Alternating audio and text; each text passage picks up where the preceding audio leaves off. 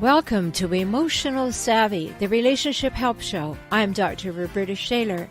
If you're ready to increase your confidence in conversations and conflict, deepen your self-awareness, expand your connectedness, and enrich your relationship with yourself and other humans you care about, and even those you wish you didn't, you're in the right place. Enjoy today's episode.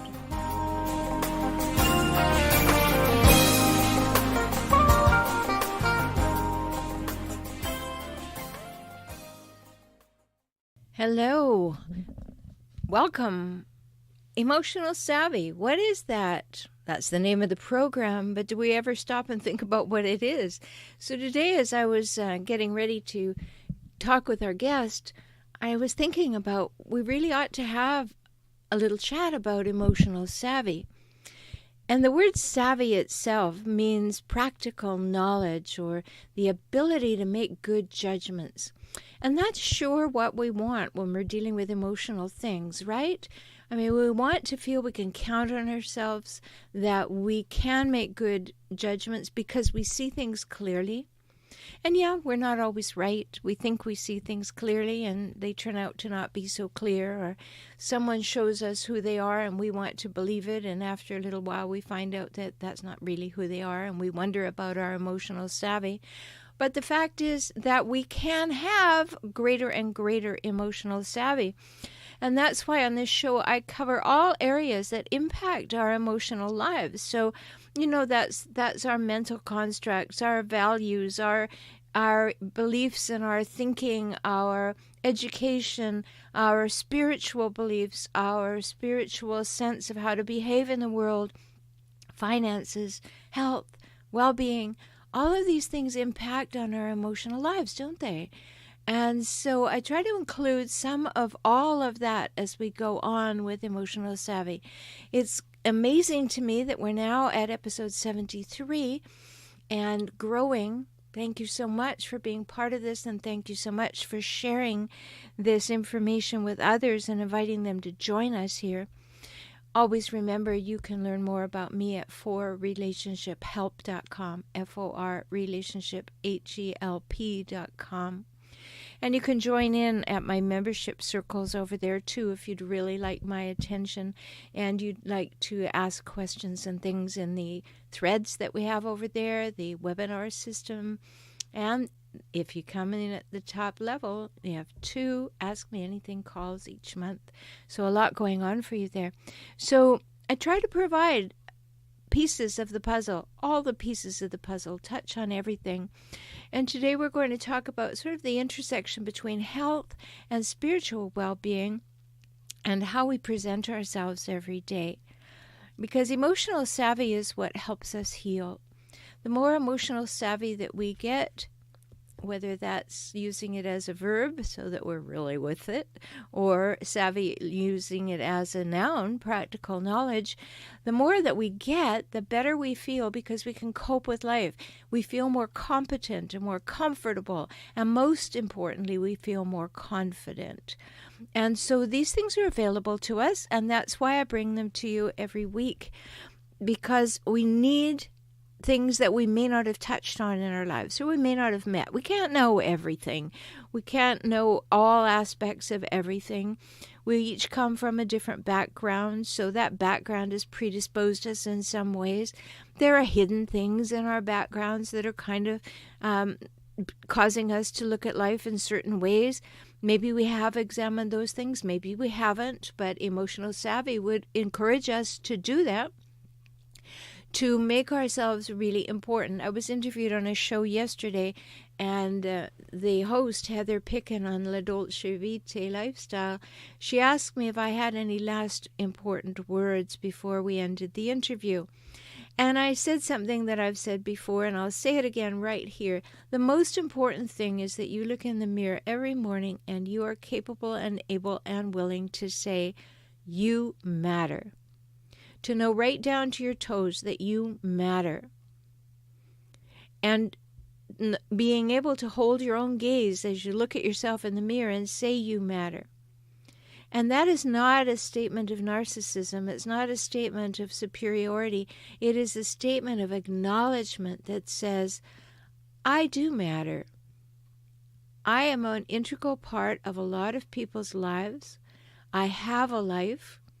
I choose well. If I'm not choosing well or I haven't chosen well, I am getting better at choosing. And therefore, I am developing more emotional savvy. So today, we're going to talk about a piece of that is about healing relationships energetically. And my guest is a shaman. Her name is Kerri Hummingbird. She's a friend of mine. And I was on her show.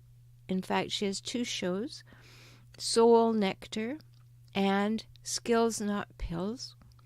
So we've had some great conversations, and today I wanted you to bring to you our really pointed conversation on emotional savvy from an energetic point of view.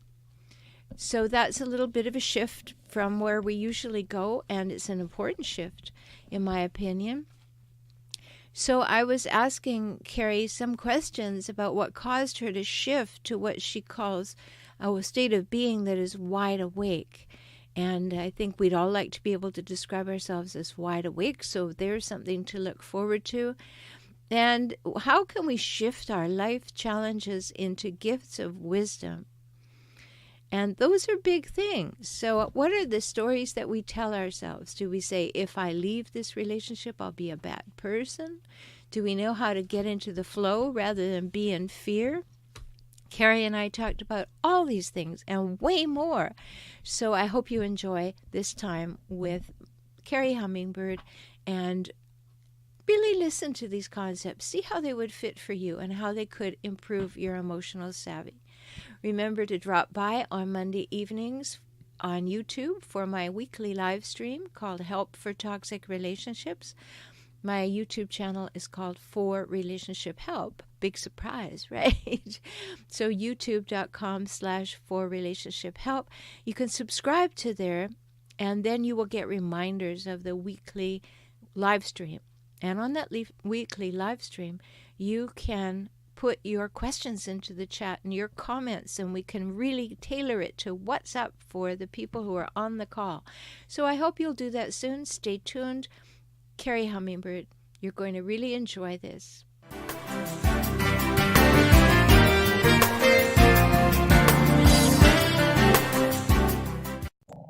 Hello, and welcome to this episode. This is always an exciting time for me to have a guest. And of course, I love having guests, and today it's someone that I know, which makes it even better. We're going to be talking with Kerri Hummingbird, and she's written a very interesting book on self-discovery, and it is called Awakening to Me, One Woman's Journey to Self-Love.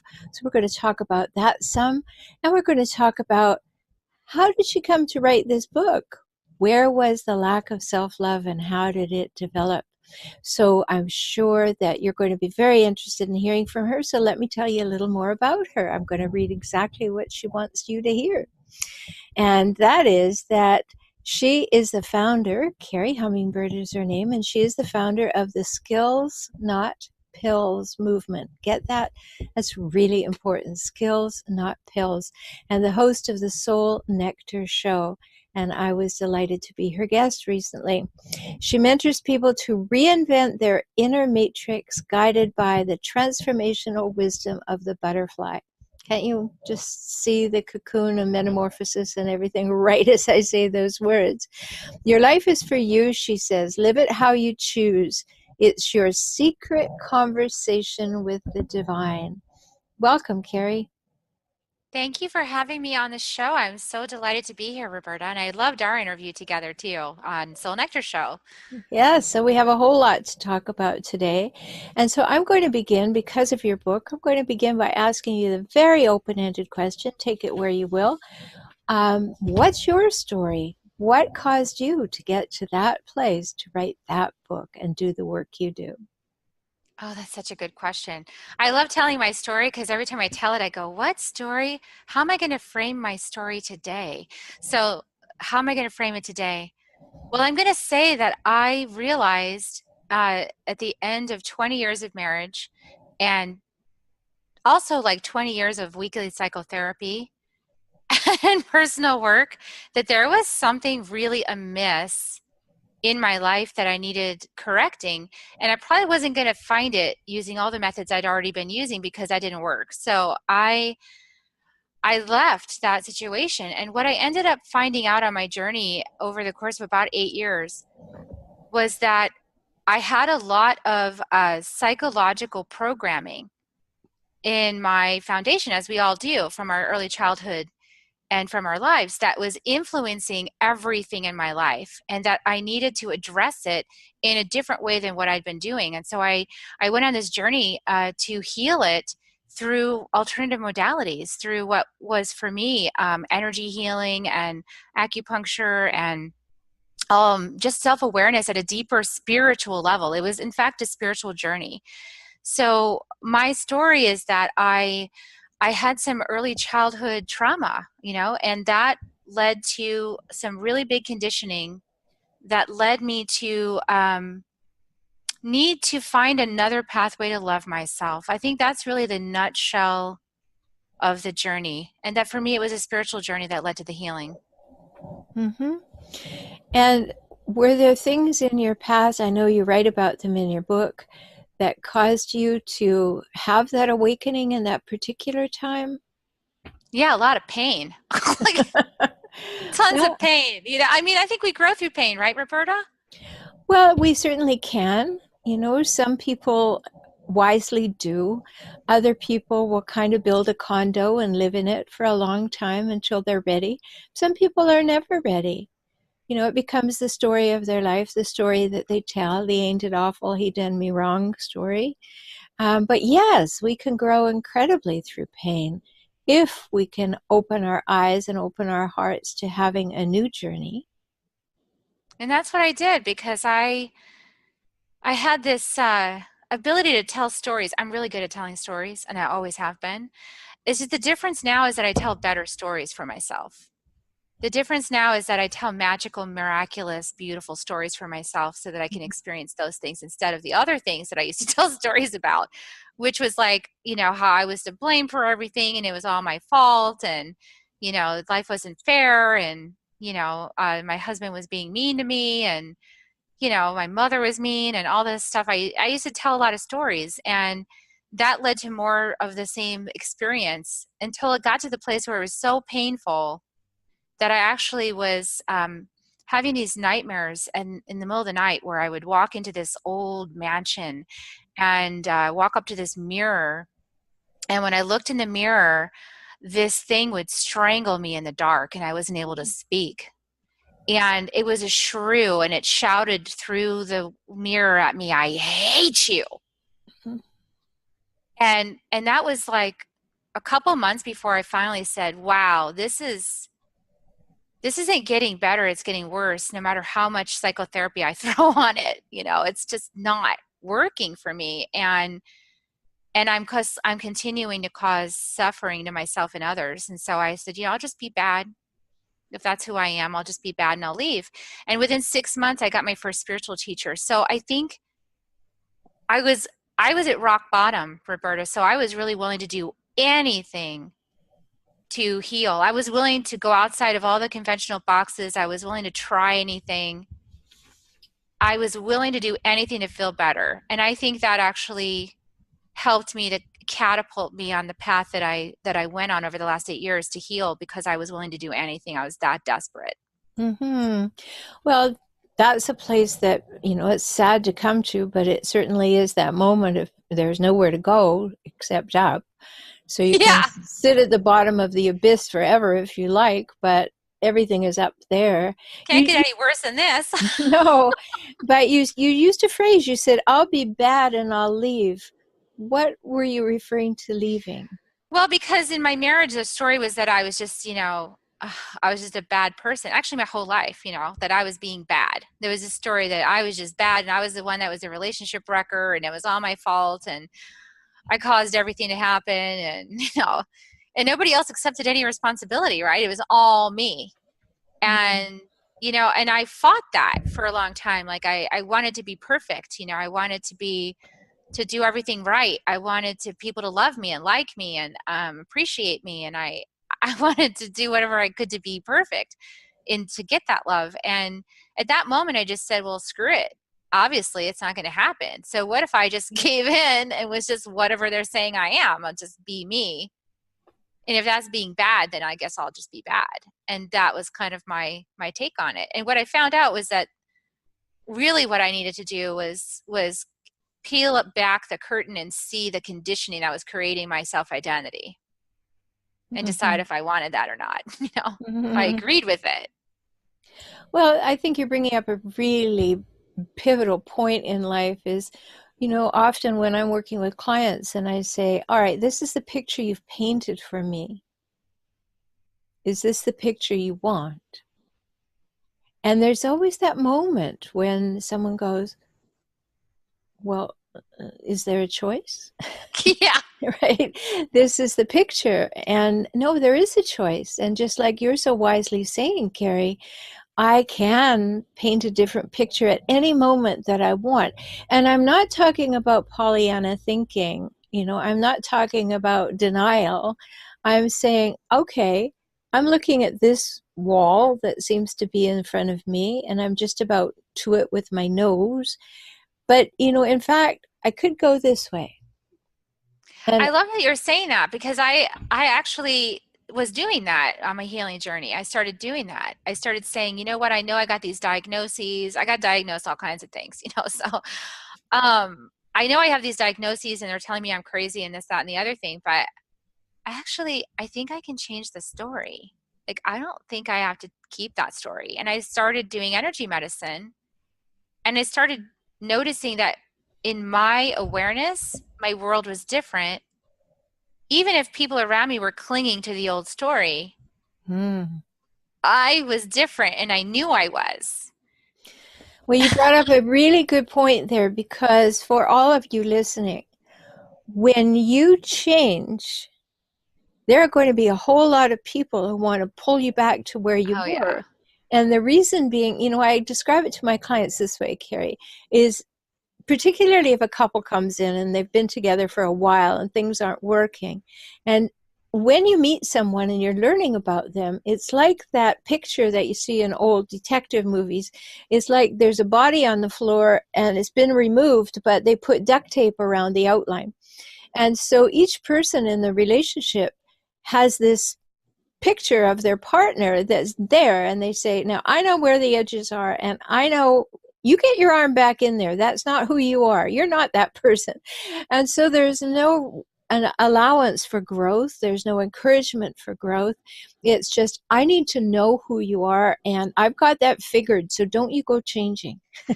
That biggest one I had to deal with, that was my mom, because Mm-hmm. I was really, as many of us are, my mom's opinion really mattered to me. Like, her opinion of me was everything. So part of what shifted over the last 8 years is that I had to let go of that need for her validation because that was holding me back from really embracing and knowing that I was radically changing on the inside and that the rest of my life was demonstrating that change by everything I was experiencing. Like my new partner I attracted who's like just so loving, like it brings me just to tears. And I think if I really let myself, and I'm not going to go there right now, but I could really feel like how loved I am. But because of my mom's like wanted to keep holding me in this spot of like, I know who you are and I know your history, and like being the documentary of my history according to my mom, I finally was like, wait a second, okay, I'm going to apply all my teachings I learned in my life. So basically, you have a vision of me that you created in your head, and that's who you think I am. And because you think I am that, you're not willing to let it go, because if you let that go, you would have to admit that maybe I've changed, or maybe your perception of me was incorrect, or maybe there's something amiss here, and that you would have to get to know me all over again. That might take some effort. Oh, I think that's true. And I think there's another alternative, which is I created the other one the way I wanted her. And now she's showing up different. And I'm not so sure I like that because I have to now perceive things differently. So there's resistance to that. Yeah, Instead because of, you have to do work. If somebody in your life exactly. changes, like I changed a lot, like, and I light jumped over stuff. Like, I mean, I transformed like a Tasmanian devil. Okay. So trying to keep up with that has been challenging for my family because it's like they almost can't believe it's possible. And I'm like, I know anything is possible. Right. And I'm demonstrating it through my life. And I have been very transparently demonstrating it the whole way along, including the memoir that I wrote. I actually got the download to the beginning of my spiritual journey. I just started my first shamanic class where I was learning about my senses and perception and the Toltec wisdom of the four agreements and all this stuff. And I was accessing my higher consciousness, and it told me, start writing now, because you're charting the course out of madness. And if you don't write it now, you'll never even believe it. So you need to write it now. Start being really, really honest. So for 2 years, I wrote that book, and I kept wanting it to be done. I kept writing the last chapter. I love myself. I'm there. And then I would realize, no, not there yet. Well, I think that's true about writing a book anyway. You just keep hoping that it's done. Because I've written a lot of books, and I have a clear indication. Yep, you got to write this book, and then I have no idea where its ending is. So I keep wondering, is that it? No. No, and then for me, I met the intention that I'm going to write this book, and by the end of it, I'm going to love myself. Oh, well, you really complicated writing a book. I know. Going, do I love is this love? Is this love? Is this it? Have I got there yet?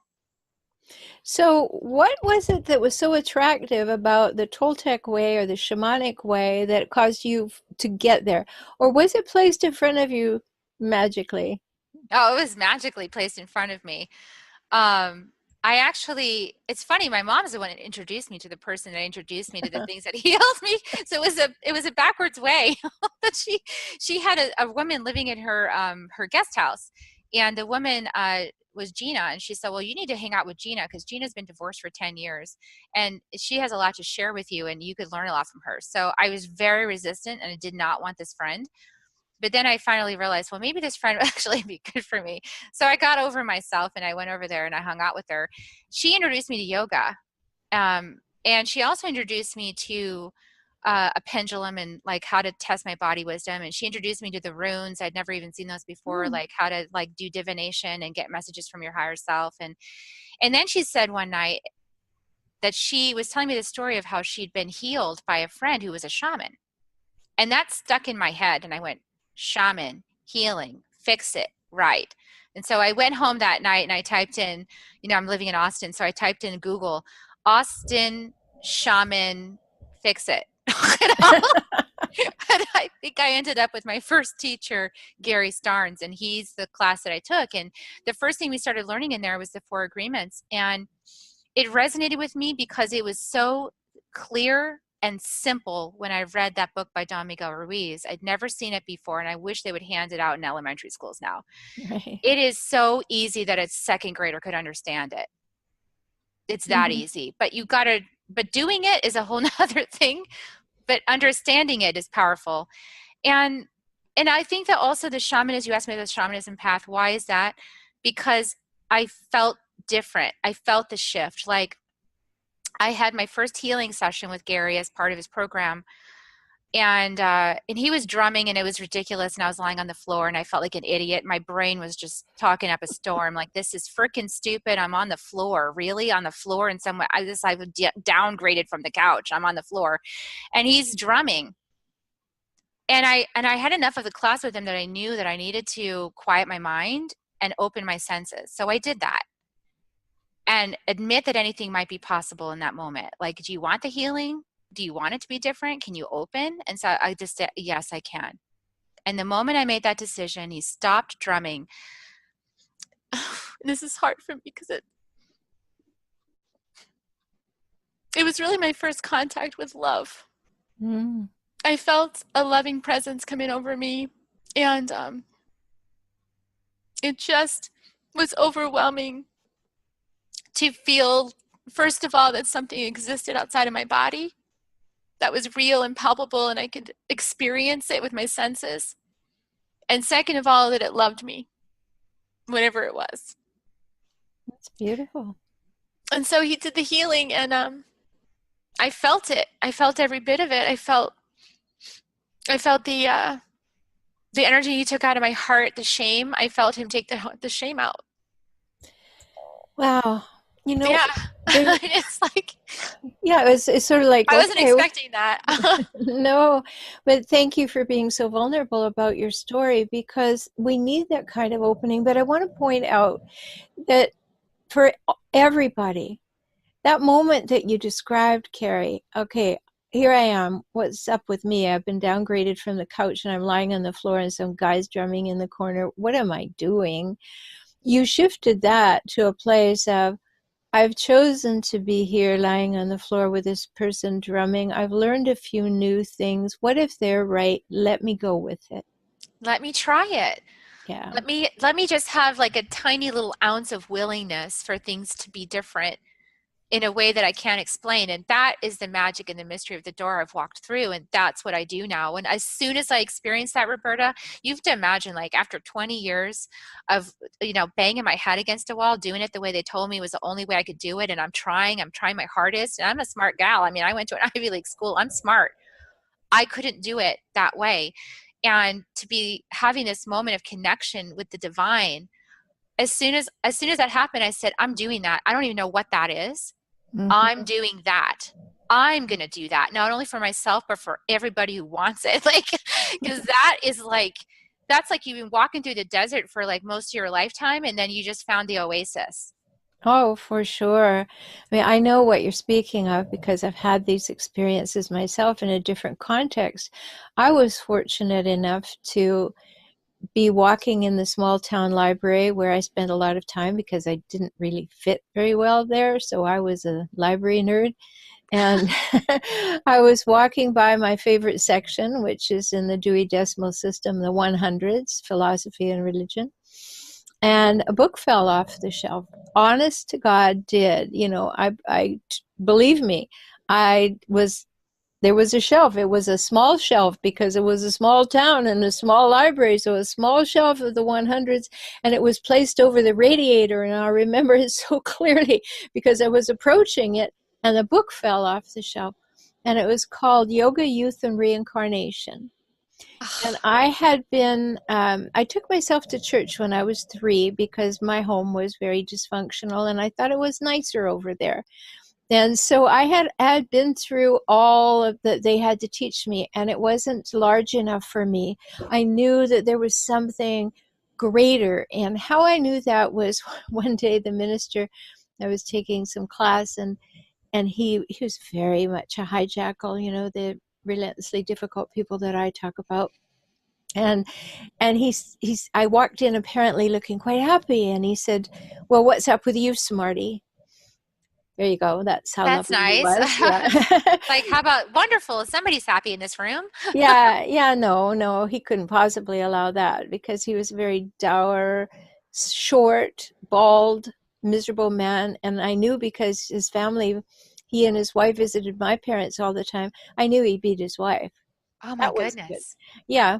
So I had some inside scoop on this fellow. So when he says to me, "What's up with you, Smarty?" I said, "Well, I found the answer. I was reading in the Bible, and the Bible says God is love, and it's a full sentence, and that means that God and love are interchangeable, and that's all I really need to know." And he pulled himself up to his short height, and he said, "Oh, you've got it all wrong. That just means that if you're good, God will love you." And at that moment, my head went, "Pew, no," and off I went to the library. So I found this book falling off the shelf, and that was the beginning of a whole new journey. Whole new journey. Imagine 19 years old in a small town that you're not fitting in because you're thinking of other things that other people aren't thinking of. Then you become a yogi.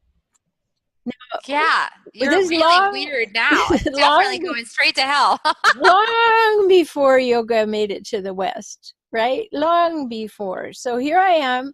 I'm doing this. I'm talking about it. I'm showing other people what I've learned. And to them, to the few people who wanted to learn, it was just curiosity. But to the majority of people, it was sheer madness. And so that was the beginning of a larger journey. So I really relate to the moment that you found that love because at that moment I did too. and no amount of his nasty words was going to take it away. And you walked towards it as I did. So I really understand that. And you did it with a very dedicated purpose to say, I'd like my life to be better. Yeah, I wanted to exchange stories. You know, like Can I okay, like trade this one in like a library book, let's please? trade this story. And I actually had, I've since then my channel to the divine creator that speaks through me has been really, really powerful and strong. So I have a lot of faith. I have tremendous faith just because when you experience something like that, you can't help but have faith. And I had one conversation with God where, God said, I'm really tired of tragedies, like tragedies all over planet Earth. Like, I don't care whatever you want to do, Kerri, but just create any storyline other than a tragedy and we're good. I was like, okay, sure. I'm going to entertain you now. All right. Yeah, great. Now I've become the cosmic comedian, right? Now a comedian. Okay. Yeah. Whatever storyline you like, God, I'm there for you. I'll be your jester in the court, There you go. So here you are, Raven, and you're doing this. So interesting. So it's a good point to switch into something that is really helpful to other people, which is that you say that you help people shift life's challenges into gifts of wisdom. So talk a little about how you do that and why you do that. Absolutely. So the thing that I find is most helpful is to do a 360 on any situation and see it from like a lot of different angles, because I think what I noticed in my own journey was getting super trapped in the story that I was telling and then telling it over and over and over and over Oh, and very over and over, common. cementing it in, like it's kind of like a spider wraps up the fly in the web, and you notice like it wraps it up so tight the fly can't even move. So what I like to do is I like to untangle and unweave that, and with a lot of questions. And so in that process of asking questions and in that process of untangling the energy, because it's also energetic, sometimes question asking isn't enough. Sometimes you've got to rattle the energy. So I like to bring in a rattle. It's just a shamanic tool. It's very helpful. It's an energy disruptor. So when you disrupt the energy and you disrupt the pattern, what happens is that you can start to see it through another window. And when you see it from the other window, you could have an awareness that unlocks the whole thing for you. And it just goes poof. And that moment is a blessing. That moment is so powerful. It's like freedom in a gust of freedom just like blew over you. You're done with that piece. You don't have to hold on to it anymore.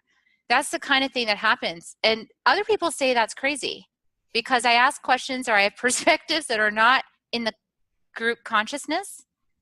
But actually, I think we live in upside down world. Like, I think the way that our consciousness, I like to call it upside down world. And I think you know what I'm talking about, Rhoberta. It's like the pain infrastructure on earth is so big that we all are born into it, and some people are spared, which is a blessing, but a lot of us are born into it, like you and I were in early childhood, born into this pain infrastructure passed down for generations. And when you're born into it, initially this isn't right, but then you forget over time because you're infiltrated by it, you're infected by it, and it's upside down world. So what I do now that I've kind of reestablished my connection to the divine creator, which I feel is very imaginative and childlike, is that I flip it upside down, which is really right side up, which sounds crazy at first until you explore it. And then you realize, oh my God, we've been having it all backwards. It's really like this. So it's very disorienting at first, but then it starts to permeate your consciousness with some light and some love, and then things move in a whole new direction. So that's what I talk about when I say that. Mm-hmm. It's like that. Well, it's powerful. And, let's go back a step and talk about willingness. Because when you were telling your story and you said, oh, well, I really want to be validated by my mother, that's very important to me. Here I'm stepping into a whole new game that she doesn't have a frame for. And I am making a choice now. Am I willing to either re-educate or lose the relationship I have with my mother, or recreate it in a different form because she doesn't like it? Am I that important? Am I willing to take this journey? And there are so many mitigating factors when we are about to change or thinking of changing that will keep us small, that will keep us contained, that will keep us in the old story. And when we actually say, no, it hurts to be in here, it's too small, it's too tight, it's too constraining, I need to emerge, like your butterfly metaphor. It is time to emerge. There are risks. There are big Tons. risks, right? And so I'm hearing that you're addressing those risks, which is great. Certainly, I lead people through that too in a different way. But everybody, we've got to be willing to take the risks to have the life we're meant to have. And I mean that. To have the life we're meant to have, there is a path. And when you get on it, that's what we call flow. But when you're fighting it all the time, it's really rough. And, I use this metaphor, Kerri, that if you are in a boat on a river, quite a wide river, maybe, I don't know, let's just say it's a small river, it's 500 feet across, and you've got a little boat. And so you're a little bit scared. So you have the rudder of your boat and you're going along and it's going kind of fast. So you kind of go into shore a little bit and you bump the shore. And then you overcorrect and you bump the other shore. And you're making this zigzag because every time you get into the flow that will take you swoosh out to the river effortlessly, you go, oh no, I'm not having any of this. I better go to safety that I know. And for helping people to get into that flow, for helping people to be in the middle. Now, not all the people that I work with are interested in spiritual matters. So we don't go there and we don't talk about it in that way. But with you, we can talk about that. Let's have a woo-woo conversation. That actually, when you can accept that there is flow and that you want to be in it and you join with that, then life is very different, isn't it?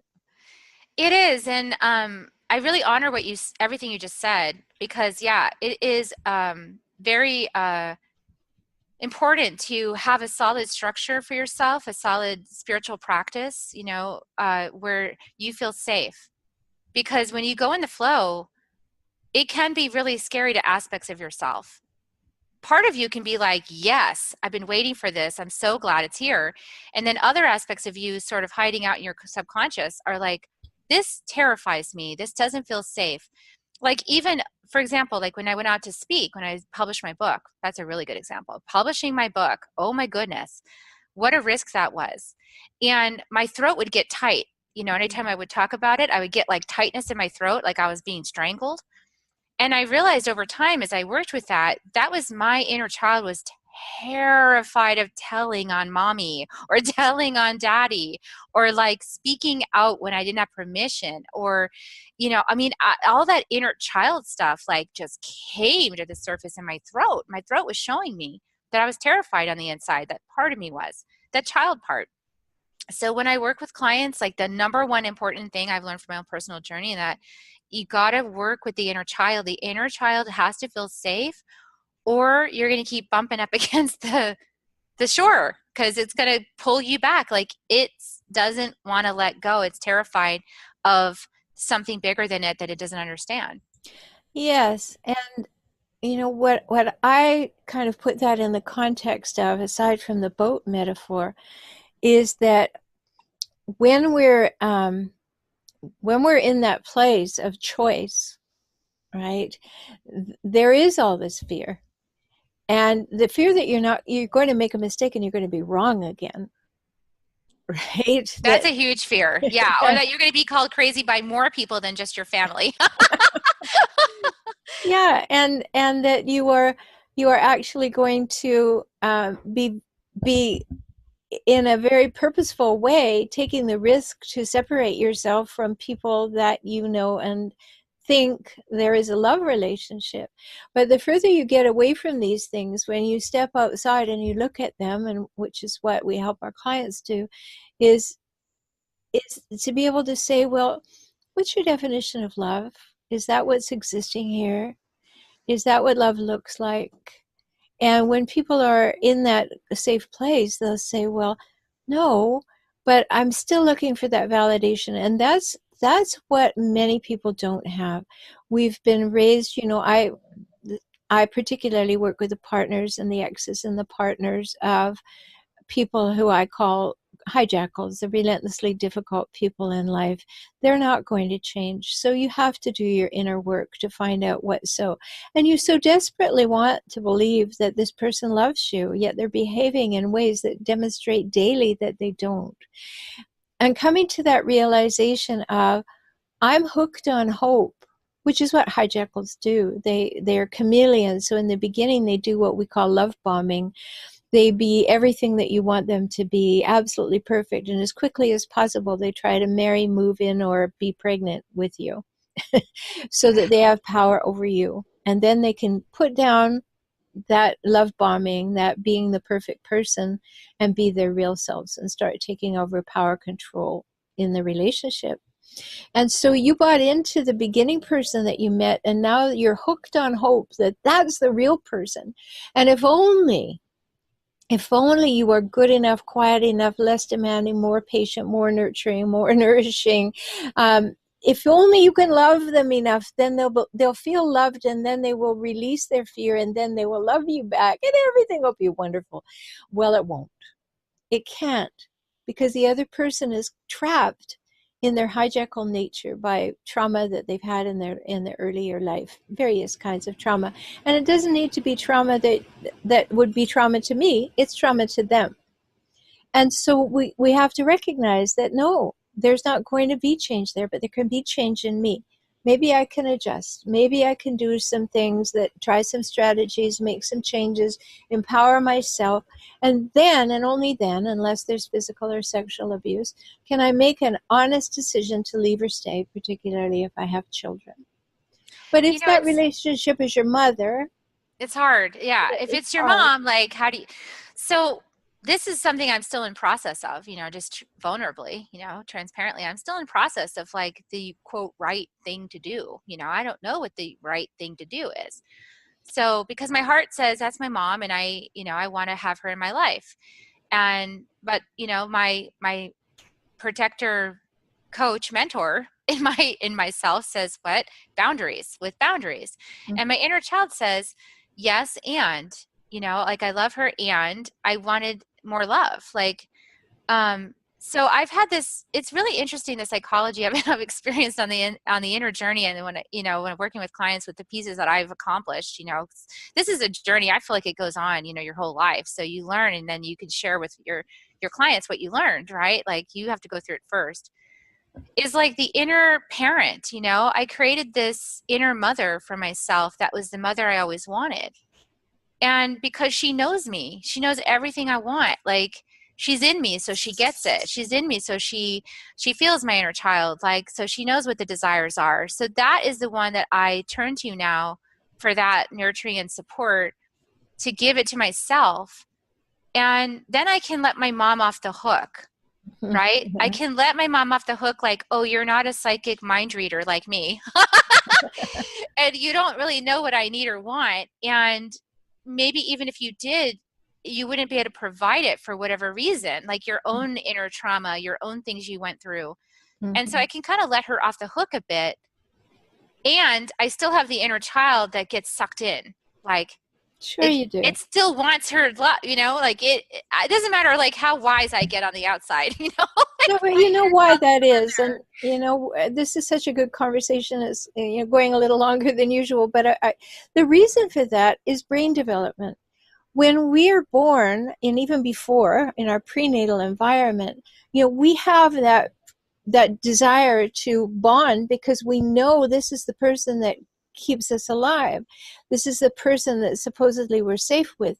And even in the prenatal environment, if they weren't happy about the pregnancy, or terrible things are going on or whatever, we're starting to feel unsafe. But we have this innate desire that this person be the person who can keep us safe. And we keep buying that over and over, and we have to. But our brain isn't fully developed until we're 25. So when we're little, most of the imprinting about our worth is in our early life. The language and the reinforcement of our worth comes later.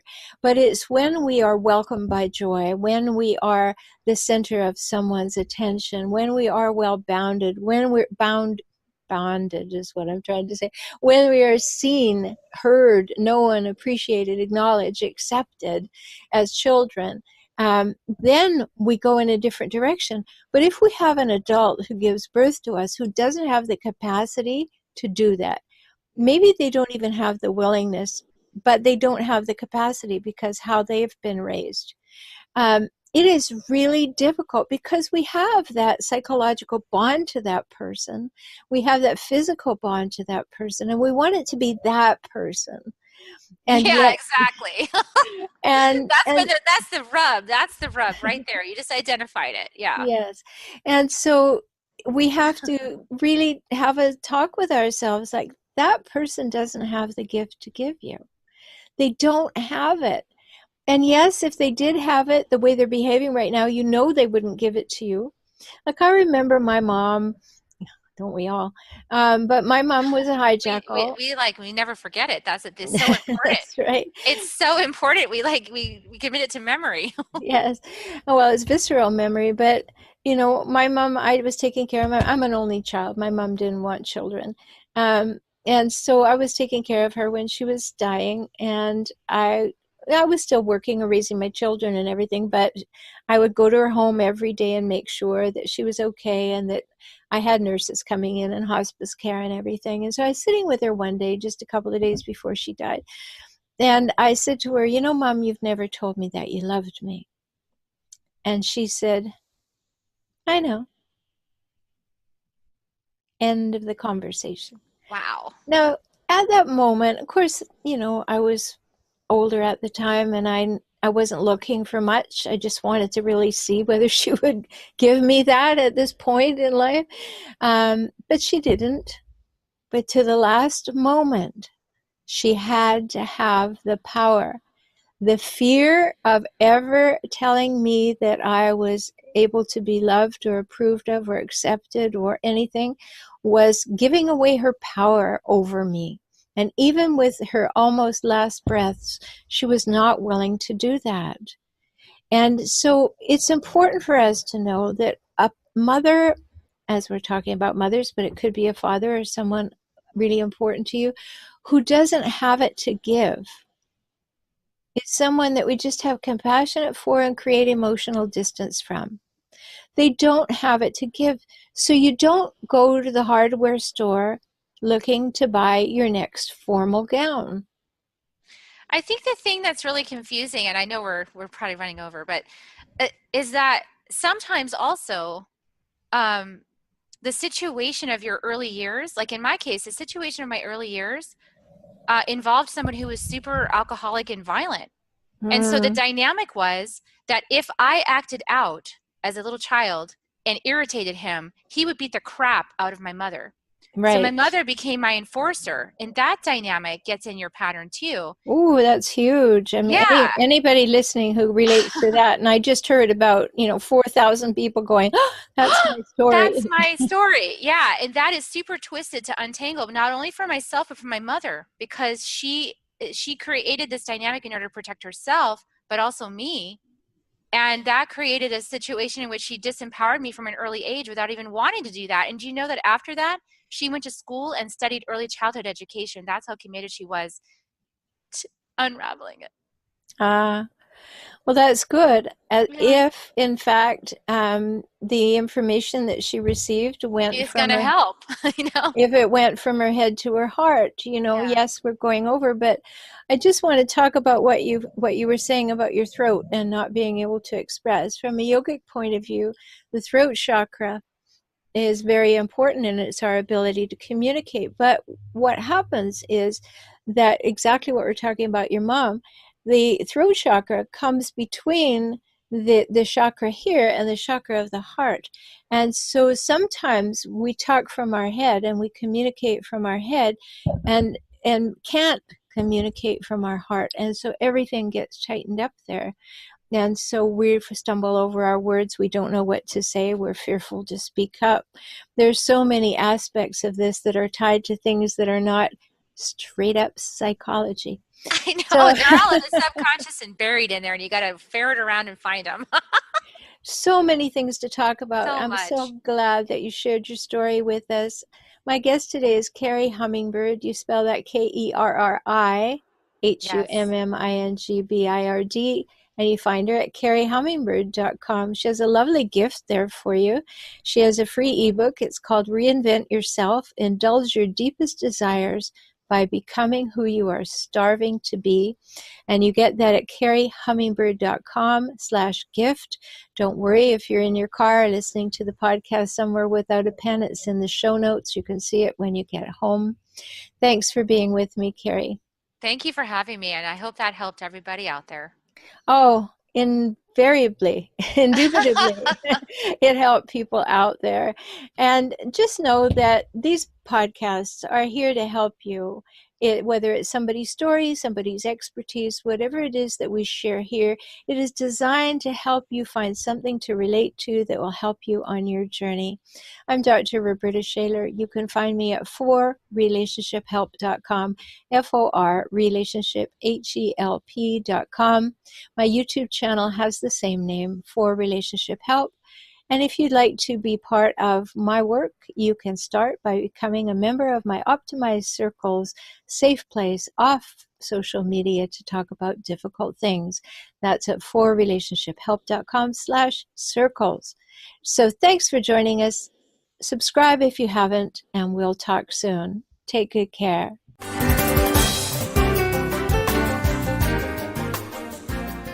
Thanks for being here for today's episode of Emotional Savvy. If you want to deepen your emotional savvy, make shifts in your relationships, and enjoy life and relationships more, work with me, Dr. Rhoberta Shaler. Get my books, enjoy my courses, or work with me directly. You can do that by visiting forrelationshiphelp.com, FORrelationshiphelp.com, and subscribe to Tips for Relationships now. Don't miss a thing. Be empowered this week with more emotional savvy.